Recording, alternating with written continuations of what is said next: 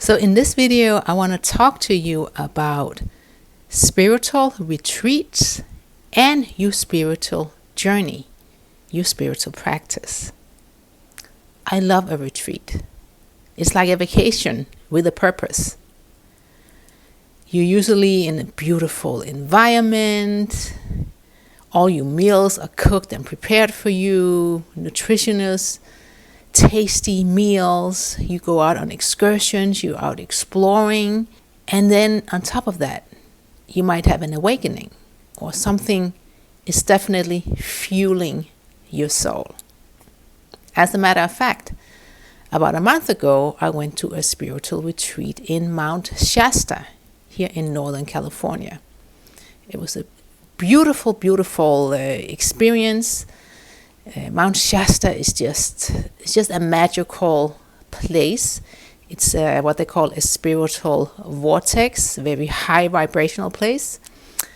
We have a few of those actually here close to California. There's another one in Arizona called Sedona. Very, very beautiful. A lot of people go there. Many retreats out there, meditation retreats, people just go because it's so beautiful. Even weddings, vacations, what have you, people will go to Sedona. And I believe the same thing with actually Mount Shasta. It's just a completely different setting because it's about this majestic mountain. And Northern California and Arizona are completely different. In Mount Shasta, you have like trees, tall pine trees. They have the cleanest water. You can literally drink the water out of the lake. So it was absolutely incredible. So the reason I want to bring that up is because after we came back from the retreat, I had several people reach out to me and talk to me because once they got back, regular normal life hit, as it does. Because when you are away, even if it's just a regular vacation, when you are away from your regular surroundings and regular life, you're away from work and just the regular stuff, you know what I mean. When you come back, it's kind of like a reality check. Okay, now we're back to the grind. Now we're back to normal. I miss the retreat. I miss my vacation. So the same thing kind of happened to a lot of people. A few of my friends who went to the retreat with me, and they were thinking like, I can't do this life. I need to quit my job. It's just not me anymore, and which is totally fine. You might have that type of awakening that you're finding your true purpose, and what you're doing right now here on earth is to be something different, which is totally fine. But a few of them really kind of stuck, a little bit stuck. I need to go back. It's just, almost like a bit of a depression after coming back because the contrast was so great, was so big. We had a wonderful, wonderful time. A lot of activations, psychic, spiritual activations that definitely shifted something in me, and it shifted something in everybody. Plus, we had fun. It was like you're just hanging out with your soul family, your soul tribe. Even though many of us did not know each other until we actually got to the retreat, we were all like family. We were all like best friends, and we still keep in touch.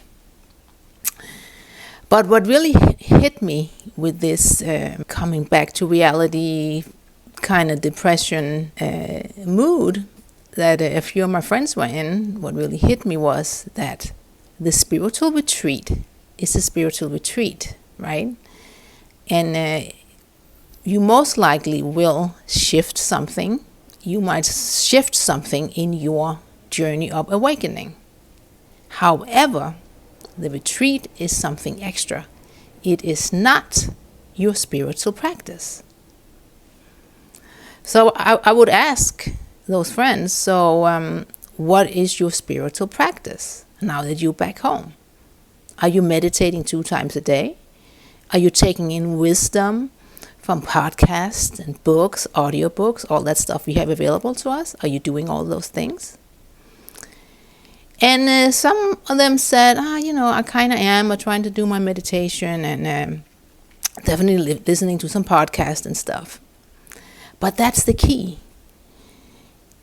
Your spiritual awakening, your quantum leaping, if you will, happens in the everyday practice.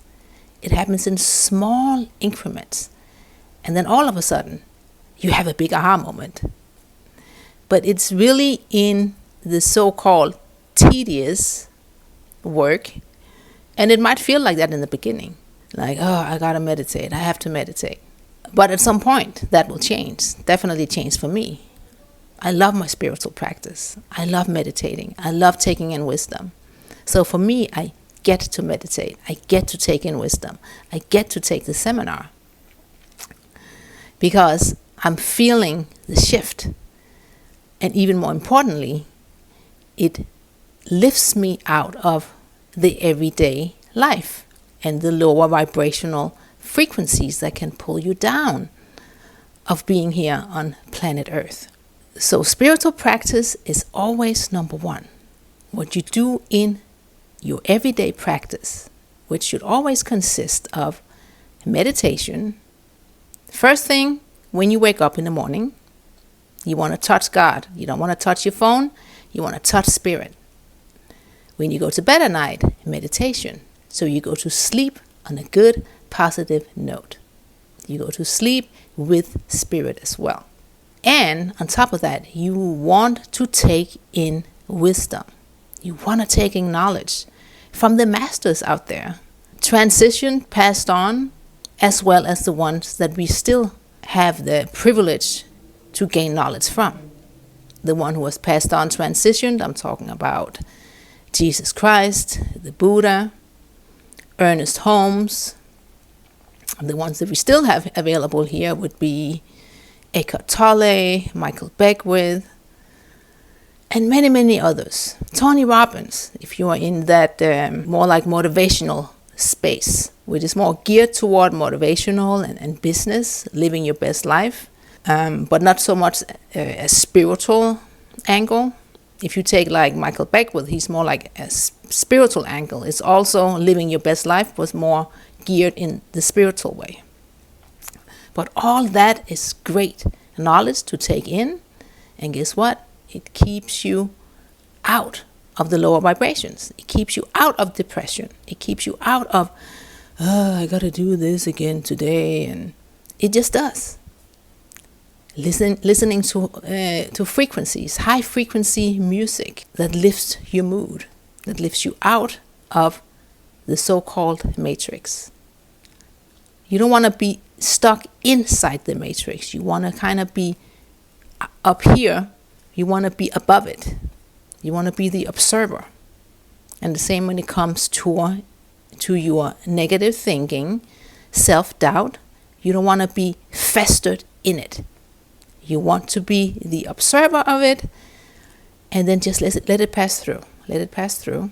You do your meditation twice a day. You take in wisdom every day, and it's so easy to do with all the technology that we have. Ton of stuff on YouTube. Many teachers, dead or alive, you can find it.